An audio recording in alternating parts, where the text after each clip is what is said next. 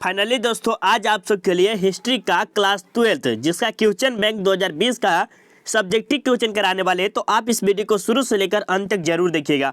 और आपको हम इतना चैलेंज देते हैं, अगर आप इस वीडियो को शुरू से लेकर अंत तक देख लेते हैं ना, तो आप 2022 में एग्जाम दीजिएगा। तो कहिए वाह सर कितना अच्छा प्रश्न बताए थे, जो कि पूरा का पूरा प्रश्न लग गया। तो हम आपको यही कहेंगे कि आप 2020 का क्वेश्चन बैंक जरूर कर लीजिए, चाहे ऑब्जेक्टिव हो या सब्जेक्टिव, जरूर कीजिएगा। ठीक है, चलिए यहाँ से स्टार्ट करते हैं। स्टार्ट करने से पहले बता दें कि अभी तक वीडियो को लाइक नहीं किया तो एक बार लाइक कर दीजिए, ताकि हम 2021 का भी क्वेश्चन बैंक आपके लिए करा देंगे। ठीक है, 2021 का भी क्वेश्चन बैंक करा देगा अगर आप लाइक करते थे और अपने दोस्तों में अगर जम के शेयर कर देते तो। और एक बार अपने दोस्तों के जम कर देंगे, शेयर कर देंगे, और जो नए नए स्टूडेंट चैनल सब्सक्राइब जरूर कर लेंगे। तो चलिए यहाँ से स्टार्ट करते हैं। 1 नंबर प्रश्न से, अगर आपके पास भी क्वेश्चन बैंक है और 2020 का निकालिए, और वहाँ पर फर्स्ट प्रश्न में यही प्रश्न मिलेगा जो कि आपको ये सामने स्क्रीन पर दिखने को मिल रहा है। तो चलिए यहाँ से स्टार्ट करेंगे 1 नंबर प्रश्न से, और अपने कॉपी में उतार लीजिएगा और इसे छाप लीजिएगा, कैसे भी माइंड में घोर के पी जाइएगा इसे। ठीक है, कैसे भी घोर के पी जाना है। तो आपको पक्का इसमें से 10 नंबर से ऊपर प्लस पूछेगा। बोर्ड में यही प्रश्न देखने को मिलेगा, मेरा ये यकीन मानिए अगर याद कर लेते तो। ठीक है, चलिए 1 नंबर प्रश्न में 1857 की क्रांति के क्या कारण थे या परिणाम क्या थे या विवेचना करें, किसी प्रकार के प्रश्न पूछे मेरे दोस्त। फटाफट एक मिनट ध्यान सुनने से देखिए, 1857 की क्रांति जब ये देखे, बाकी कुछ हो रहा है उस समय कोई लेना देना नहीं है, बाकी सीधा में आंसर दे देंगे। क्या दे देंगे, देखिए क्या देना है। 1857 की क्रांति का मुख्य कारण इस प्रकार है, मतलब जो 1857 की जो क्रांति हुआ उसका निम्नलिखित कारण इस प्रकार है, मुख्य कारण इस प्रकार है। जो भी प्रश्न दीजिए ऐसे दे सकते हैं। सबसे पहले देखिए देना है 1857 की क्रांति के खिलाफ प्रथम विद्रोह हुआ था। क्या हुआ था? प्रथम विद्रोह था। इसकी शुरुआत 10 मई को मेरठ के बैरकपुर छावनी में वीर सिपाही मंगल पांडे के द्वारा किया गया था। मेरे दोस्त समझिएगा, ये जो 1857 की क्रांति जो हुआ था किसके? ब्रिटिश खिलाफ के हुआ था। किसके? ब्रिटिश मतलब अंग्रेज के खिलाफ हुआ था। इसकी शुरुआत जो हुई थी 10 मई को। कब हुई थी? 10 मई को। कहाँ हुई थी? मेरठ के बैरकपुर जिला छावनी में हुआ था, जो कि किए थे? सिपाही मंगल पांडे ने किए थे। ठीक है, मंगल पांडे के द्वारा किया गया था। यह आंदोलन सीमित क्षेत्र में ही नहीं, अतः यह पूर्ण रूप से व्यापक नहीं हुआ, मतलब जो था ना वह सीमित क्षेत्रों में नहीं रहा, लेकिन पूरे अथी में फैल गया धीरे धीरे धीरे धीरे। ठीक है, आंदोलन इन जगहों पर हुआ था जैसे अवध, कानपुर, बिहार जैसे राज्यों में हुआ, लेकिन लोगों ने सिर्फ अपने अस्तित्व को बनाए रखने के लिए युद्ध किया। मतलब जो है ना, ये जैसे मान लीजिए कोई राजा उजा हो गया, अवध के राजा हो गए, कानपुर के हो गए, बिहार के राजा हो गए, ये सब सिर्फ अपने अस्तित्व के लिए, मतलब अपना ही अधिकार के लिए किए, लोग के अधिकार के लिए नहीं किए। तो यह अधिकार ये दब गया, फिर बाद में फिर उभर आई। ठीक है, तो ये 1857 के क्रांति के कुछ कारण थे, जो कि सीधे खाली पूछ रहा है परिणाम देने के लिए। तो ये 2 नंबर का था, इसे आप बहुत ही तरह से घोर के पी लीजिएगा मेरे दोस्तों। चलिए ये डबल स्टार में मान लीजिए, बहुत प्रश्न बहुत ही अच्छा है। चलिए ये भी प्रश्न बहुत बार पूछा गया प्रश्न है, और हम लगा देते हैं, इतना चैलेंज देते हैं कि 2009 में भी 2009, 10, 12, 11, 13, 14 सब में पूछा गया मेरे दोस्तों, सब में प्रश्न पूछा गया। तो इसे अच्छी तरह से याद कर लेंगे। ठीक है, चलिए 2 नंबर प्रश्न पूछा जा रहा है कि महाजन पद से आप क्या समझते हैं? महाजन पद से क्या समझते हैं, या महाजन पद के बारे में बताइए। महाजन पद से संक्षिप्त में विवरण दीजिए, कुछ भी पूछा जाएगा, सिर्फ महाजन पद देखा और आंसर लिख दीजिएगा। 16 महाजन पद के काल में सबसे शक्तिशाली मगध था, कौन था? 16 महाजन पद, कितने? 16, ये याद रखे मेरे दोस्तों। और इसमें सबसे शक्तिशाली कौन था? तो मगध था, जो अभी गंगा नदी और सोन नदी के निकट में बसता है। कौन है? गंगा और सोन नदी, पुनपुन नदी के भी नाम से जानता है। सोन नदी, गंगा नदी, सोन नदी, पुनपुन नदी, तीनों के निकट में बसता है। मगध ने अपनी राजधानी बढ़ाने के लिए कई जगह की रानियों के साथ विवाह किया। ये जो मगध के जो राजा है वो क्या किए? कई जगह की रानियों के साथ क्या क्या विवाह करना लगा। विवाह जैसे मान लीजिए अगर आपके ही घर में कोई लड़की है और उस लड़की के शादी कोई लड़का से करा दिया जाए, तो उससे साथ आप दुश्मनी कीजिएगा, नहीं करिएगा। उसी प्रकार मगध था, वो उस लड़की से शादी कर लेती थी, उस की रानी से कर लेती थी, और वहाँ से लड़ाई झगड़ा संबंध खत्म हो जाता था, दोस्ती में बन जाता था। ठीक है, तो उसी प्रकार जिसमें से लिच्छवी की राजकुमारी कौशला से विवाह किया, इसीलिए मगध सबसे शक्तिशाली राज्य बना। और मगध का ये चाल था कि मगध क्या कर सकते हैं नहीं पता, बट ये थोड़ा बहुत ही अच्छा उपाय लगाया था। कौन? मगध के राजा। ठीक है, तो बहुत ही अच्छा आपके प्रश्न था, जो कि आपके डबल स्टार मार्क से भी स्टार में हम कह देते मेरे दोस्त। अगर नहीं आए ना इस प्रश्न में से 15 प्रश्न, तो हमारा नाम बदल दीजिएगा इसमें कर, इतना करें आपको। ये प्रश्न में बहुत ही भी आई है, MVVI से भी MVVI है, पढ़िए तो पढ़िए बहुत ही बढ़िया से। ठीक है, बहुत ही बार इस प्रश्न से पूछा गया, तो ठीक से पढ़िएगा मेरे दोस्त। ये देखिए कितना बार पूछा गया प्रश्न है, भारत का संविधान 26 जनवरी 1950 को क्यों लागू किया गया था, ये बताइएगा। तो देखिए भारत का संविधान 26 जनवरी 1949 को बनकर तैयार हो गया। ठीक है, बहुत बढ़िया। आपका भारत का संविधान कब अंगीकृत हुआ था? 26 नवंबर को हुआ था मेरे दोस्त, 26 नवंबर हुआ था। क्या हुआ? 26 नवंबर 1949 को अंगीकृत बन के तैयार हो गया, परंतु 26 जनवरी 1950 को लागू किया गया था, क्योंकि 1929 में कांग्रेस पार्टी के लाहौर अधिवेशन में यह निर्णय लिया गया कि 26 जनवरी 1930 को पूर्ण स्वाधीनता दिवस मनाया जाएगा।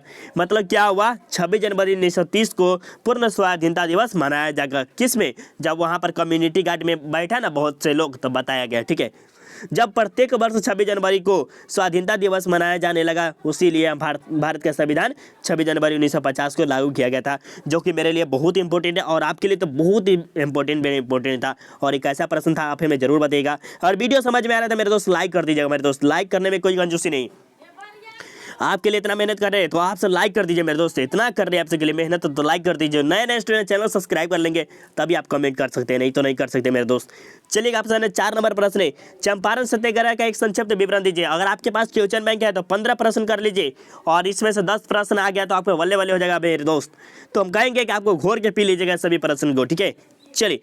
चंपारण बिहार का एक प्रमुख जिला है, जहां 19वीं सदी में गोरे बागान मालिकों ने किसानों से एक अनुबंध किया और कहा कि 20 कट्ठा जमीन पर, मतलब जैसे समझिए मेरे दोस्त, चंपारण कहाँ है? बिहार में है। बिहार का एक प्रमुख जिला है। ठीक है, जहां पर 19वीं सदी में, 19वीं सदी, गोरे मतलब क्या होता है? अंग्रेज होते। वो सब किसान से क्या किया? अनुबंध किया। मतलब कि आपसे सौदा किया कि इतना 20 कट्ठा जमीन है ना, उसमें से आपको 3 कट्ठा जमीन पर आपको नील की खेती करना पड़ेगा। तो आगे चलिए पढ़ते हैं। जमीन से 3 कट्ठा जमीन पर नील की खेती करनी होगी, तथा नील की खेती से भूमि की उर्वरता में कमी आती थी। मतलब नील की जब खेती होती थी, जिस जगह पर मान लीजिए वहाँ खेत हमारा है और इस जगह हम नील की खेती करेंगे तो यहाँ का उर्वरता धीरे धीरे कम हो जाएगा, तो हम दूसरे चीज़ अनाज रोपेंगे तो वो खत्म नहीं उगेगा बढ़िया से। अतः किसान इससे मुक्ति चाहते थे। क्या करते थे? किसान इससे मुक्ति चाहते थे, हमने इस काम से नहीं रहना चाहिए। तथा 1908 में किसानों ने 3 कट्ठा व्यवस्था में सुधार लाने के लिए कानून किया, लेकिन इससे कोई फायदा नहीं हुआ। और बाद में क्या हुआ? 1908 ईस्वी में यहाँ के किसानों ने क्या एक लागू किया, 3 कट्ठा, तो यहाँ पर कोई फायदा नहीं हुआ, ये कामयाब नहीं हुआ।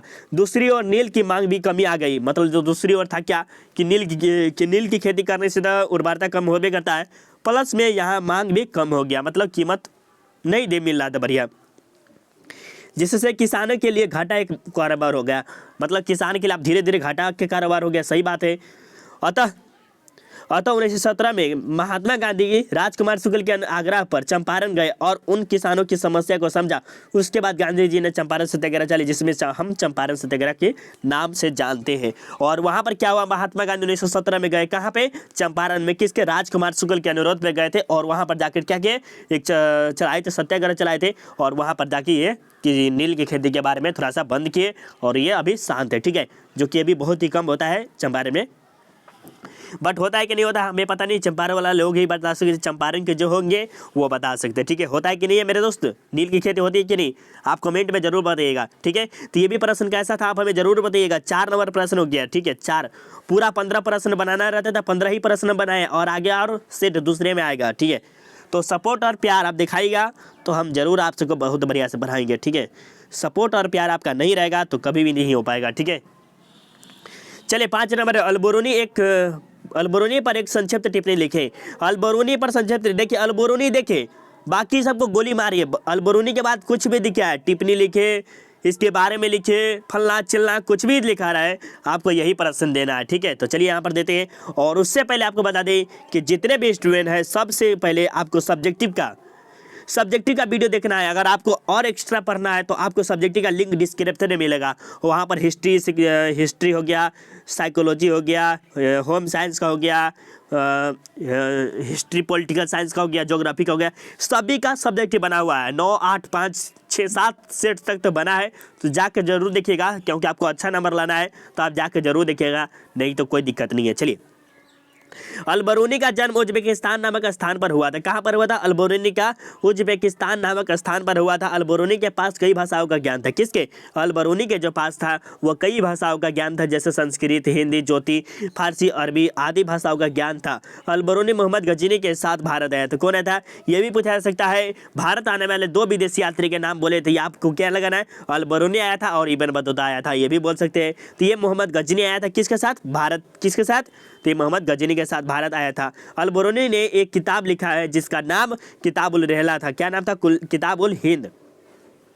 क्या नाम है? किताबुल हिंद। इस किताब से अल-बरूनी के बारे में जानकारी मिलती है और इस किताब का पढ़ लीजिएगा तो अल-बरूनी के पूरे जीवनी के बारे में आप बहुत ही अच्छी तरह से समझ सकते हैं कि अल-बरूनी कैसे भारत में किस प्रकार रहा, ये सब पता चल जाएगा। ठीक है, लेकिन अल-बरूनी जो है उसके पास हिंदी का ही ज्ञान नहीं था, बल्कि संस्कृत, हिंदी, ज्योतिष सभी भाषाओं का ज्ञान था। बहुत ही अच्छी वाली बात है कि इसके पास 4-5 भाषाओं का ज्ञान था। हम सब के पास क्या है, 1 से 2 भाषा का ज्ञान है, बट इससे ज़्यादा भाषा का ज्ञान नहीं। जैसे मान लीजिए हम सबको है एक इंग्लिश का हो गया, क्या होगा, एक इंग्लिश हो गया, एक हिंदी हो गया, एक ठेठी हो गया, जो कि 3 से 4 भाषा लैंग्वेज हो गया।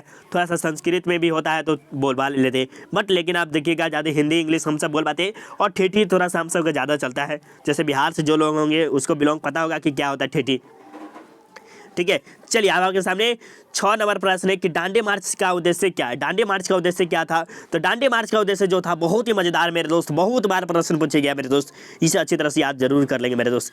चलिए, डांडी मार्च क्या है? जब अंग्रेज ने नमक पर कीमत बढ़ा दिया, मतलब जैसे अब अंग्रेज के बारे में समझिएगा मेरे दोस्त। अंग्रेज ऐसा हरामी था ना कि पूरा भारत को लूट के लेकर चला गया, मतलब लुटाने में भारत का भी बहुत बड़ा योगदान था। और एक बात और बताते मेरे दोस्त, ये तो अंग्रेज तो लूट के लेके गए तो लेके गया, लेकिन भारत में भी है जो नेता सब, क्या कहे मत बताइए, मत पूछिए कैसा बात बोलने वाला, इतना लूट के गया है ना, मत पूछिए। लूट के ले जाने में अंग्रेज का बहुत ही योगदान है, प्लस में हमारे जो नेता सब है वो सभी बहुत लूटे हैं। ठीक है, कहाँ का? इंडिया का, ये दूसरा जगह नहीं करे। जब अंग्रेज ने नमक पर कीमत बढ़ा दिया तब उसके विरोध में 12 मार्च 1930 को साबरमती आश्रम में 78 सदस्य के साथ एक यात्रा पर मिल निकले। कौन? तो महात्मा गांधी जी। महात्मा गांधी जी ने क्या किए? साबरमती आश्रम में 78 सदस्य के साथ 1930 में 12 मार्च 1930 को निकले थे एक यात्रा पर, तथा 24 दिनों में चले। कितने? 24 दिनों में 240 मील की यात्रा कर 5 अप्रैल 1930 को गुजरात स्थित डांडी नामक स्थान पर पहुंचे और अगले दिन ही समुद्र के जल से बनाकर नमक कानून को भंग कर दिया। उसे ही डांडी मार्च कहते हैं। मेरे दोस्त, डांडी मार्च के बारे में थोड़ा सा डिटेल में समझ लीजिए। डांडी मार्च करके अंग्रेज ने क्या किया? नमक पर कीमत बढ़ा दिया, और नमक नहीं खाइएगा तो आपको स्वाद नहीं आएगा, फर्स्ट ऑफ ऑल ये बात है।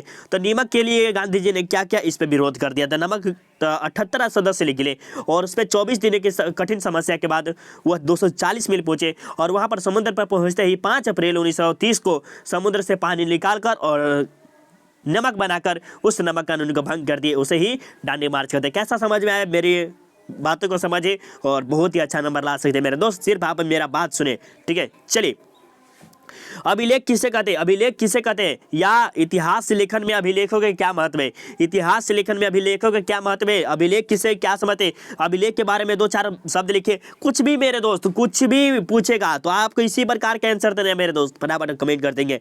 इतिहास लेखन में अभिलेखों का होना बहुत ही महत्वपूर्ण है। क्या है? इतिहास लेखन में अभिलेखों का होना बहुत ही महत्वपूर्ण है। इसमें हमें सांस्कृतिक रीति रिवाज, खान पान जानकारी मिलती है, अतः इस इतिहास लेखन में अभिलेखों का होना बहुत ही जरूरी है। ठीक है, तो ये भी आप लिख सकते हैं। देखिए, अभिलेख से क्या होता है कि जो पुराने जमाने में अच्छे खाना बुरा जो खाते थे, क्या खाते थे मेरे दोस्त, ये हमारे इतिहास लेखन से ही पता चलता है। जैसे रीति रिवाज के बारे में, तो मेरे रीति रिवाज, मेरे पूर्वजों जैसे क्या क्या काम किए थे, इस प्रकार का। ठीक है, तो ये सब रीति रिवाज आपको क्या है पुराने लेख में मिलेगा। चलिए, आपके सामने 8 नंबर प्रश्न है। वीर कुंवर सिंह के एक संक्षिप्त टिप्पणी दीजिए। वीर कुंवर सिंह के बारे में बता रहे हैं मेरे दोस्त, वीर कुंवर सिंह के बारे में आपको धमाकेदार लगाना है। चलिए, वीर कुंवर सिंह का जन्म बिहार राज्य के जमशेदपुर में हुआ था। वीर कुंवर सिंह का 1857 की क्रांति से जुड़े थे। जब वीर कुंवर सिंह वृद्ध अवस्था में भी युद्ध दिखाकर युवा को प्रेरित करते थे। मतलब ऐसा कहा जा रहा है कि मेरे दोस्त, क्या कहा जा रहा है कि जो वीर कुंवर सिंह है वो बहुत ही बूढ़ा व्यक्ति थे, लेकिन कहाँ के थे? बिहार के थे, जहाँ कि इसका जन्म जो हुआ था जमशेदपुर जिला है, और इसका जो जन्म हुआ था पता नहीं है, इसमें दिखाया नहीं है। वीर कुंवर सिंह का जो 1857 से जुड़े हुए थे, कितने? 1857 की क्रांति से जुड़े हुए थे। वृद्धावस्था में भी क्या करते थे? युद्ध दिखाकर युवाओं को प्रेरित करते, जैसे हम सब हो गए, आप सब हो गए, उन सब को क्या करते थे? युद्ध दिखाकर प्रेरित करते थे। और आपको जो अच्छा लगेगा तो 2020 अगर आपको अच्छा लगेगा तो आप सब कमेंट करते हैं तो 2021 हम पक्का लाने की कोशिश करेंगे मेरे दोस्त। अगर वीडियो अच्छा लगेगा तभी हम आपके लिए आगे लाने की कोशिश करेंगे। वीडियो नहीं समझ में आएगा तो हम नहीं लाएंगे, क्योंकि मेरे लिए तो यही समझ है, तो कमेंट कीजिएगा जरूर। चलिए, हड़प्पा सभ्यता के पतन के 2 कारण लिखे। हम इसमें 4-5 कारण लिख दें जो कि आपके लिए आने वाले समय में दिक्कत नहीं देगा। ठीक है, तो हड़प्पा सभ्यता के पतन के 2-4 नियम, 4 लिखे हैं जो कि आपके लिए बहुत इंपॉर्टेंट है। हड़प्पा सभ्यता का पतन 1750 ईसा पूर्व के आसपास में हुआ है, लेकिन इसके अनुभव लगाया गया कि 1750 ईसा पूर्व में हो गया है। हड़प्पा सभ्यता का पतन किस प्रकार हुआ है जिसके लेकर विद्वानों में मतभेद है। फर्स्ट ऑफ ऑल ये समझिए कि हड़प्पा सभ्यता के किस प्रकार पतन हुआ यह अभी तक किसी को पता नहीं है, और कैसे हुआ ये भी अचानक नहीं है। कुछ विद्वानों का कहना है कि अचानक, मतलब एक विद्वान का कहना है कि अचानक बाढ़ आई हो गया और इस सभ्यता का पतन हो गया, एक कहा होगा। दूसरे का कहना है कि विद्वानों का कहना है कि आर्य के आक्रमण के कारण हड़प्पा सभ्यता का अंत हो गया। सही बात है कि आर्य जब लोग आए थे उस समय आर्य जो लोग आए थे उस समय क्या हुआ, उसे बध कर दिए और इस समय ये विद्वान खत्म हो गए, मतलब ये सभ्यता का। ठीक है, ये भी आपके कारण थे। तीसरा जो कारण थे विद्वानों का कहना है कि भूकंप आया और हड़प्पा सभ्यता का पतन हो गया, मतलब भूकंप के भी कारण हो सकते हैं। ठीक है, इसी प्रकार अनेक विद्वानों का कुछ अलग अलग कहना था, लेकिन इस सभ्यता का कैसे अंत हुआ यह अभी तक किसी को पता नहीं है। और ये कहा जा रहा है कि जो हड़प्पा सभ्यता है इसके पतन का कोई भी कारण नहीं है, लेकिन इसको खोजा गया था 1921 में, जिसने दयाराम साहनी ने खोजा था रावी नदी के किनारे में, जो कि आपके लिए बहुत इंपॉर्टेंट था। और 9 नंबर भी प्रश्न आपको कैसा लगा ये जरूर बताइएगा। ठीक है, और 10 नंबर प्रश्न में झूम की खेती के बारे में आप क्या समझते हैं मेरे दोस्त। झूम की खेती के बारे में आप क्या जानते हैं इसके बारे में। देखिए, सीधा झूम की खेती दिया रहेगा, बाकी आप कुछ दिया रहा है, गोली मारी उन सबको, शायद कुछ दिया रहेगा। फर्स्ट यही प्रश्न देना, उत्तर देना। ठीक है, इतना प्रश्न दीजिए, 2 नंबर किसी का नहीं काट सकता है, 2 नंबर से ज़्यादा काट नहीं सकता। 2 नंबर दे दीजिए, इतना लिख दीजिए, 2 नंबर तो कोई नहीं रोक सकता। ठीक है, चलिए, झूम की खेती जिसे आदिकालीन निर्वाह कृषि भी कहते हैं। देखिए, झूम की खेती का अर्थ क्या होता है, आदिकालीन निर्वाह, मतलब कि आदिवासी जो होते थे वह झूम की खेती किया करते थे। ठीक है, इसे पहाड़ी क्षेत्र में किया जाता है। किसमें, पहाड़ी क्षेत्र में। इसमें जंगलों को काटकर उसे जलाया जाता है, फिर उसे राख में डालकर फसल किया जाता है, उसे ही झूम की खेती कहते हैं। देखिए, थोड़ा सा समझिएगा मेरे दोस्त, वहाँ पर क्या होता है, झूम की खेती है, आदिवासी लोग आते हैं और वहाँ पर जैसे जंगल यहाँ पर हो गया मेरे दोस्त, पिक के साथ समझिएगा तो अच्छा रहेगा। यहाँ पर जंगल हो गया और वहाँ पर ये सब पेड़ पौधा है, उससे पेड़ पौधे काट कर वहाँ पर जला दिया जाता है, आग लग के, और उसी में कोई बीज डाल के, और वहाँ पर जब किया जाता, कोई धान उन कुछ खेती होती हो गया तो वहाँ पर करते थे, तो वहाँ पर कि धीरे धीरे उर्वरता कमी हो जाती थी, फिर वहाँ से करके फिर दूसरी जगह चले जाते हैं, उसी को झूम की खेती कहते हैं, जिसे जीवन निर्वाह कृषि भी कहते हैं, अस्थानांतरित कृषि भी कहते हैं। 4-5 नाम है जिसको आपको याद करना बहुत ही इंपॉर्टेंट है। चलिए, 10 नंबर प्रश्न भी आपके कंप्लीट हो गया। 11 नंबर प्रश्न, चलिए दोस्तों, अब यहाँ से 11 नंबर प्रश्न करते हैं। अस्थाई बंदोबस्त से आप क्या समझते हैं, स्थायी बंदोबस्त से क्या समझते हैं।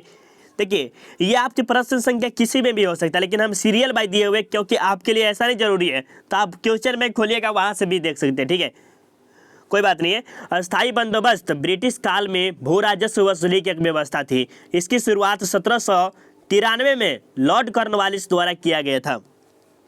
इसके बारे में समझिए, अस्थाई बंदोबस्त जो है वह ब्रिटिश काल, मतलब अंग्रेजों के काल में कर सकते हैं। उसके काल में भू राजस्व, मतलब भूमि के जो होते हैं, जैसे कर उर होता है, अनाज उनाज लेना, एक उछलने की व्यवस्था थी। ठीक है, किसमें, ये अंग्रेजों के काल में, जिसकी शुरुआत 1793 में लॉर्ड कॉर्नवालिस के द्वारा किया गया था। इसके अंतर्गत अंग्रेज जमींदारों के साथ एक निश्चित सौदा करते थे। कौन, अंग्रेज। अभी जस्ट बताइए कि कौन थे, अंग्रेज थे। और से सौदा करते थे कि आपको इतना समय पर पैसा जमा नहीं करने पर आपकी उस जमीन को नीलाम कर दी जाएगी।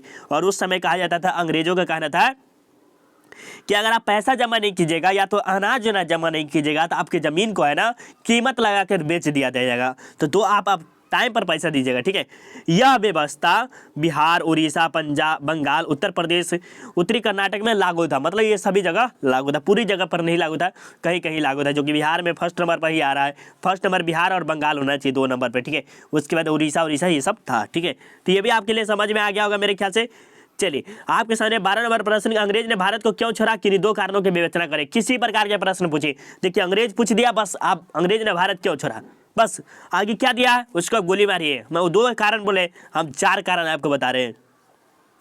अंग्रेज ने भारत छोड़ने का निम्नलिखित कारण था, जो कि इस प्रकार था। देखिए, क्या हुआ, अंग्रेजों ने भारत को इसीलिए छोड़ा क्योंकि दूसरे विश्व युद्ध में व्यापक आर्थिक क्षति हुई। ठीक है, बहुत ही बढ़िया बात है। अंग्रेज ने क्या किया, मतलब भारत के छोड़ने का रीजन यही था कि दूसरे विश्व युद्ध हुआ था, जिससे 1939 से लेकर 1945 तक दूसरे विश्व युद्ध चला था। लेकिन फिर उसके बाद एक और युद्ध हुआ, जिससे 1945 से लेकर 1991 तक कौन युद्ध चला था, ये सोवियत संघ का शीत युद्ध चला था, जो कि आपके लिए बहुत ही इंपॉर्टेंट है। ठीक है, चलिए, अमेरिका और सोवियत संघ जैसे देशों का उदय है। जैसे कैसे 1945 से लेकर 1991 तक चला था, पता है ना कि शीत युद्ध 1991 से लेकर 1945 से लेकर 1991 तक चला था।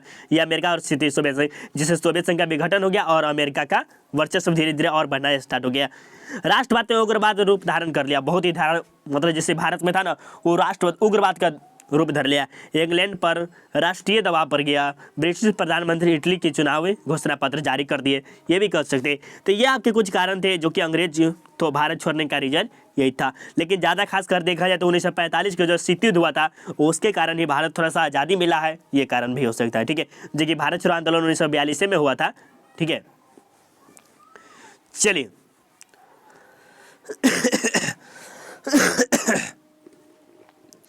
चलिए आपके सामने 13 नंबर प्रश्न है कि भारत आने वाले 2 विदेशी यात्रियों के नाम लिखे, उनके वितरणों के नाम लिखे। देखिए यात्रा वृत्तांत के नाम लिखने के लिए भी करा क्या, 2 विदेशी यात्री आए थे भारत। तो ये भी देखिए, भारत आने वाले प्रमुख विदेशी यात्री की सूची ईरानी यात्री अब्दुल रज्जाक थे। क्या थे? अब्दुल रज्जाक थे। यह ईरानी यात्री विजयनगर के शासक देवराय प्रथम के शासनकाल में भारत आया था। किसके? देवराय प्रथम के शासनकाल में भारत थे। और उसके बाद बताया अलबरूनी यह भारत मोहम्मद गजनवी के साथ आया था। अलबरूनी के तहकीक हिंद किताब उल हिंद नामक पुस्तक की रचना की थी। कौन? तो ये दोनों के दोनों जो कि ईरानी थे, अब्दुल रज्जाक, और ये हमारे कौन थे? मोहम्मद गजनवी के साथ अलबरूनी आए थे। और इब्न बतूता भी लिख सकते हैं, आप जो चाहे वो लिख सकते हैं मेरे दोस्त। इब्न बतूता भी लिख सकते हैं, अब अलबरूनी भी लिख सकते हैं, अब्दुल रज्जाक भी लिख सकते हैं, जो कि आपके लिए बहुत इंपॉर्टेंट था, ये याद जरूर कर लीजिएगा। ठीक है, चलिए आपके सामने ये भी प्रश्न है कि कब और क्यों साइमन कमीशन जो आया था 3 फरवरी 1928 को आया था, कहाँ? भारत में आया था। तो देखिए 1927 में मद्रास में कांग्रेस का अधिवेशन हुआ। क्या हुआ? मद्रास में क्या हुआ? अधिवेशन हुआ, जिसमें सर्वसम्मति से साइमन कमीशन का बहिष्कार का अर्थ क्या होता है? जैसे कहे समाज बहिष्कार बोला जाता है, किसी समाज के मतलब देखिए अपने गांव में आप समाज में रह रहे हैं तो इसका थोड़ा ना थोड़ा पता होना चाहिए बहिष्कार का अर्थ क्या होता है। बहिष्कार का अर्थ ये होता है कि उसे घर निकाल दिया जाता है या वो समझिए कि इसके समाज से ही हटा दिया जाता है, बहिष्कार किया जाता है। जो कि इस पर एक फिल्म भी बना हुआ है और ये बहुत ही अच्छा फिल्म है, ब्रांडेड फिल्म का नाम है। फिल्म का नाम नहीं, ब्रांडेड नहीं है, कुछ और ही होगा। ठीक है, बोला गया ब्रांडेड लेकिन ब्रांडेड ये फिल्म का साउथ फिल्म है जो कि इसमें ब्रांड बहुत बोला जाता है। ठीक है, तो उसे समाज बहिष्कार कर दिया जाता है। बहुत ही अच्छा फिल्म है, आप सब जाके नहीं देखिएगा अभी। ठीक है, अभी टाइम नहीं है आप सबके पास। जिसमें नेहरू गांधी ने सब इनका विरोध किया, मतलब सभी के सभी इसका क्या करने लिया? विरोध किया, निर्णय लिया। ठीक है, मुस्लिम लीग ने भी साइमन के बहिष्कार का फैसला लिया। उसे फिर भी देखिए एक और ट्रिक लगा सकते हैं कि बहिष्कार का अर्थ क्या होता है। जैसे लड़का और लड़की हो गया, उसे जब शादी कर लेते भाग्य, ठीक है, तो उसे बाहर बिगाड़ देता है, तो यही बहिष्कार भी मान सकते हैं। ठीक है, और जो कि 3 फरवरी 1928 को साइमन कमीशन भारत पहुंचे थे, ये भी आप अच्छा खासा लगा सकते हैं। कैसा लगा कमेंट करिए फटाफट। वीडियो कैसा लग रहा है मेरे दोस्त, फटाफट कमेंट कर दीजिए। श्रीमद् भगवद गीता के पर देखिए, श्रीमद् भगवद गीता जो है सिर्फ इतना प्रश्न पूछाएगा बस, आप उसके बाद उत्तर अपने मन से दीजिए। ये सब क्या पूछ रहा है? कुछ नहीं पूछ रहा है, सब कुछ नहीं है। ठीक है, बस आपके दे देना है। श्रीमद् भगवद गीता के महत्व पर अनेक विद्वानों ने योगदान दिया है, उन्होंने अनेक प्रकार के किया। ये भी सब प्रश्न अपना मन से बोर्ड ये नहीं कहता है, देखिए बोर्ड ये नहीं कहता कि आप 100% जो बुक में लिखा हुआ ही लिखिए। अब यथासंभव विद्यार्थी अपने शब्दों में लिखे, लिखा रहता है इसमें, यथासंभव विद्यार्थी अपने शब्दों में लिखे। जो आपको आता है गाजर मूली जो आता है वो फटाफट लिख दीजिए, वो कुछ ना कुछ जरूर देगा मेरे दोस्त। लेकिन थोड़ा सा शुद्ध अगर लिख देते हैं तो आपको अच्छा से अच्छा नंबर देने में कोई नहीं रोक सकता है। हटिए नहीं, मान लीजिए आपका 5 नंबर का प्रश्न है और आपके 2 नंबर अच्छे से लिख दिए तो 2 नंबर आपको मिलेगा। 5 नंबर का प्रश्न आपको 2 नंबर मिलेगा, लिखेंगे तब ना मिलेगा, और नहीं लिखेगा तो कथी मिलेगा? कुछ नहीं, ढूंढ लो।